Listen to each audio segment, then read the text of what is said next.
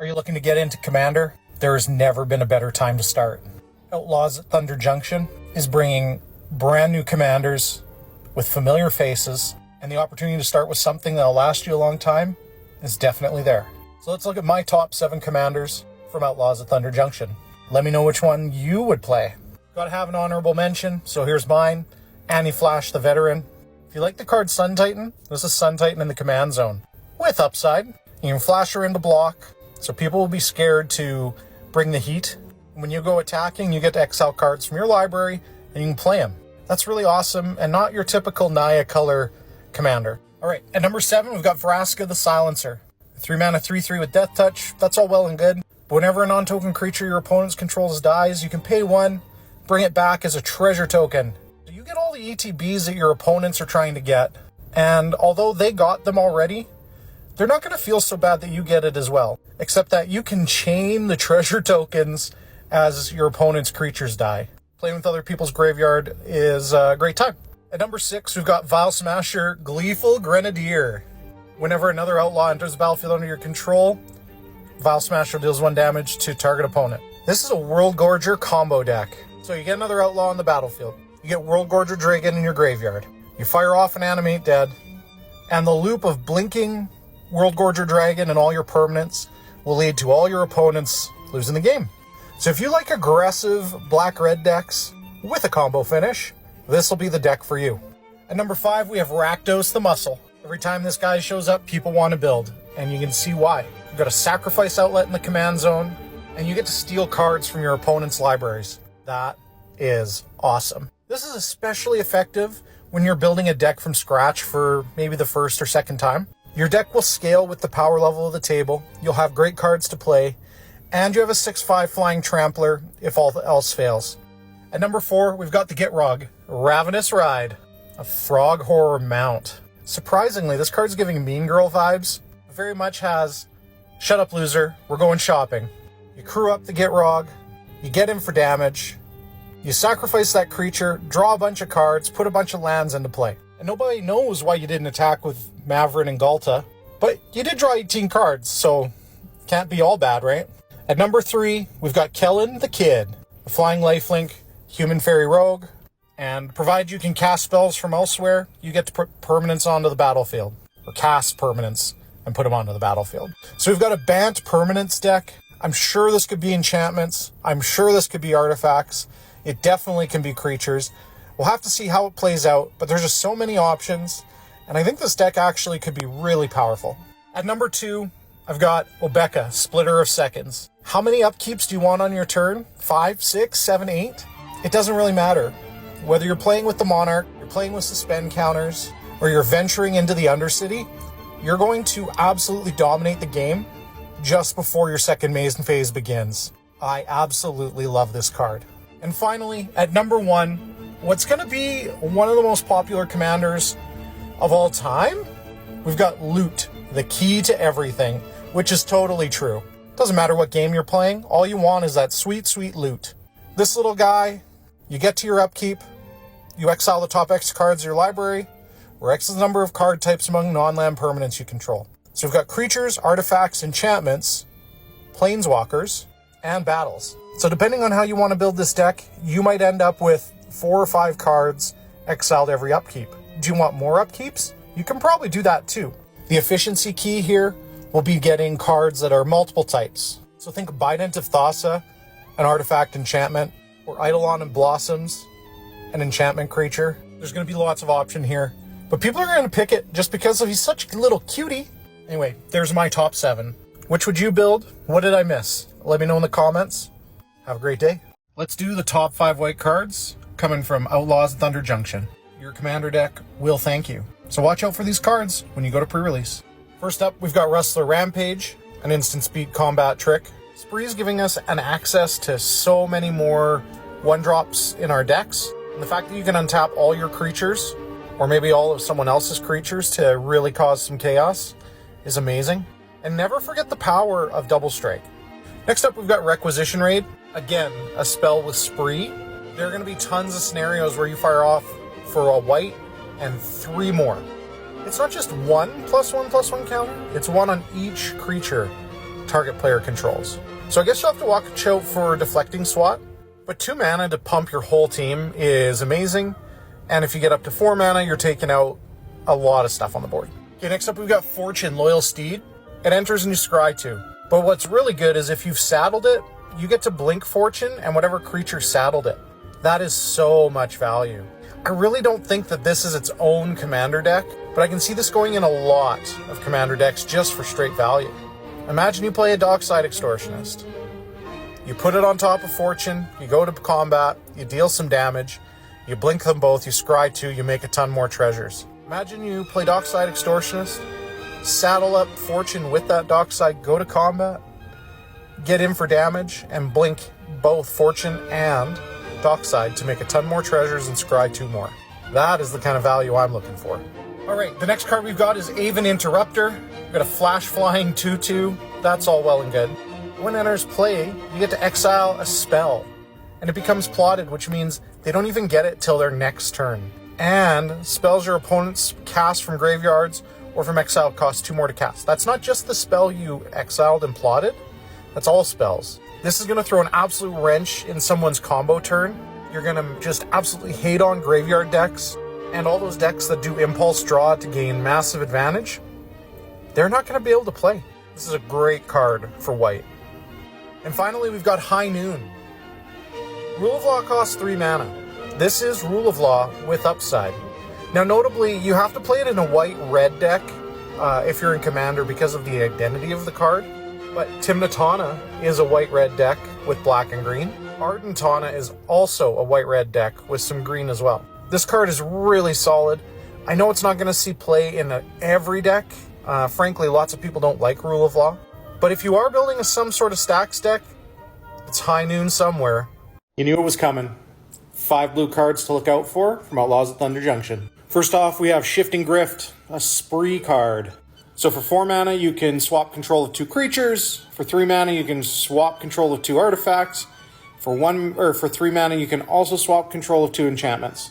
I think taking control of someone else's thing is always really fun in Commander. So whether you trade off some sort of mana dork for like a Consecrated Sphinx or a Coma, or maybe you don't have a One Ring in your deck, but someone else does, or same with Rhystic Study, there's lots of great options here. This card's just going to do immeasurable amounts of work. You're definitely going to want to try this out in one of your Commander decks. Next up, we have the Key to the Vault. It kind of looks like the key to the book in The Mummy. But more importantly, when the equipped creature deals combat damage to a player, you get to look at that many cards and exile an online card from it. Then you get to play that card without paying its mana cost. So the investment is kind of reverse of like a Sword of Feast and Famine. 2 up front, 3 to equip. But there are going to be some absolute bangers in your deck, and if you're built around playing this card, you're going to hit something awesome. Next up, we have Fibblethip, Lost on the Range. So you have to treat Fibblethip kind of like an enchantment. He's not getting out there to do some blocking. But top of the library stuff is awesome in Commander. And you get to kind of store up cards on layaway with the plot mechanic. I really think this is more of a value piece than its own Commander. But in your mid-tier Commander game, you're going to plot a bunch of cards on turns 3 and 4 with this out. Turn 5, you're going to untap. You're going to have access to a bunch of cards for free now. And you're going to be able to raise that storm count up and fire off a huge Mind's Desire to keep the party rolling. Or at least that's what I would do with it. We also have Geralf the Fleshwright. He's kind of doing his best impression of a Monastery Mentor here. As long as you're casting multiple spells during your turn, you're getting zombie rogue creature tokens.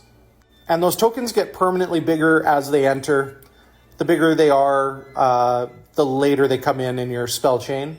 Seems really powerful. Again, I'm not sure you want to play mono blue zombies, but then again, why would you when you could be playing the Scarab God? All right, and finally we have Jace Reawakened. This might be the best card in the set. I just think this card has so much upside, and that goes doubly for constructed play. So you can't cast it for second or third turn of the game, but on your 4th turn, you're going to cast it, and you're going to have 2 mana to protect it. Then you're very likely going to plot your next value piece to play on your next turn. So it's free mana for later in the game, and you have 2 mana to do something to protect it. And it's going to go up to 4 loyalty. All these things seem awesome. Now, this isn't Oko, this isn't Jace the Mind Sculptor when it first came out, but I think the fact that they're making you wait to play this on turn 4, that's worthwhile. It's probably going to save some people who would have ran this out on turn 2. What blue card are you looking forward to? Let me know in the comments. Let's do this. We're starting off strong. We've got Forsaken Miner, a 1-mana 2/2. Okay, so that's way above rate. Whenever you commit a crime, pay black. If you do, return it from your graveyard to the battlefield. All right, so if you have a Mayhem Devil and a Phyrexian Altar, this is infinite. And if you're playing in Pioneer, as long as you have some black mana, you can do this 3 or 4 or 5 turns in a row with something like Viscera Seer or Nantuko Husk. The Mayhem Devil trigger is a targeted trigger, so there's your crime to commit to bring it back. Up next, we've got Insatiable Avarice, 1 black mana. Spree is super cool, and for this one, for 3 mana, you get to tutor something to the top of your library. This is going to be a budget Vampiric Tutor and a super budget Imperial Seal. Also, if you have black, 2, you get to tutor the card to your top of your library and then draw 3 cards. Great deal. Going to be a Commander All-Star. Next, we got Tiny Bones Joins Up. You can have any number of target players discard a card. That means you can put something in your graveyard if you're a Reanimator deck as well. And then just every time a legendary creature enters play under your control, each player or target player mills a card and loses a life. So if you have some kind of deck where you are infinitely putting your commander into the play, let's say with a food chain deck, you can win the game. It also goes nicely into Sisay Weatherlight Captain as a 1-drop to start pumping her power for better tutors. All right, I also really like Pitiless Carnage. We've got a sacrifice outlet for when it matters most. I love that you can plot this card and put it away for later, for when you can build up that board that you want to sacrifice everything and reload your hand. This is especially great if you have sacrifice payoffs. And finally, I think Caustic Bronco is an absolute house. Snake Horse Mount. Right away, it's got Dark Confidant vibes, but if you've saddled this bad boy up, your opponents are going to lose the life. So there's value here in Standard, Pioneer, but in Commander, you might flip something like a 9-mana value thing. Why not have your opponents lose that much life? What black cards are you interested in from Outlaws at Thunder Junction? Let me know in the comments. The red cards in this set are absolutely bonkers. We've got Calamity, Galloping Inferno. If you've ever wanted a copy of Dockside Extortionist every single turn, this is the commander for you. And really, there's nothing funnier than a little goblin pirate riding a horse that's on fire. If you can dream up an ETB you want, Calamity is going to give you multiple copies of it. What a beautiful thing. Next up, we've got Generous Plunderer. Now, having to wait to get a treasure out of this card is not great, but with the amount of treasures and things that float around Commander, this thing going to combat is going to be a laser beam on someone. And for just 2 mana, I'm here for it. Now, Giant Growth is the OG combat trick, but Great Train Heist might just be the best combat trick ever printed. You can have an extra combat step. You can give your creatures first strike. Oh, and you can just rain treasures down on yourself too? This card is nuts. It's going to see play everywhere.